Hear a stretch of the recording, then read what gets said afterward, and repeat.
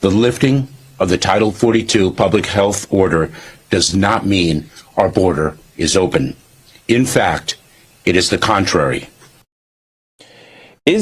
Now, you are an expert on this. You were on the front lines. Does Title 42, the revoking of it, and he also later went on to mention Title 8. This is this new thing he's saying, Title 8. What is, in brass tacks it for us, does the removal of Title 42 mean that our borders are open? Does it really? It matters what they say, it's what they do. And their actions have sent a message across the world that we're not going to hold people accountable. So it doesn't matter that they say, hey, listen, the border is not open. That's kind of what they do.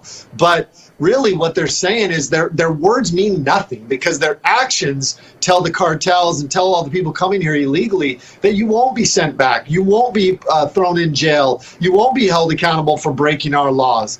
And the actions matter more than the words. So, you know, that's really, and I want to go back to one thing you said is, Joe Biden said 2 years ago, 2.5 years ago, he said he wanted to reinvent America. That was his campaign slogan.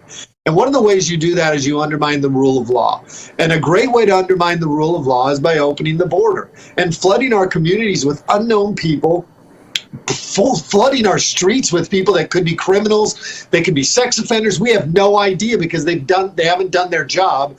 And then they're flooding our communities with dangerous drugs, in particular fentanyl, which has become the leading cause of death amongst Americans. And that is how you undermine the rule of law, especially for us in local law enforcement, because we have no ability to enforce immigration. That has been time and time again reaffirmed by the federal government and the courts that it is their responsibility. So when you talk about opening the borders, it reinvents America by undermining the rule of law and making our job very difficult, creating even greater need for federal government, which is where we cannot continue to look for federal government for the answers. They are the problem.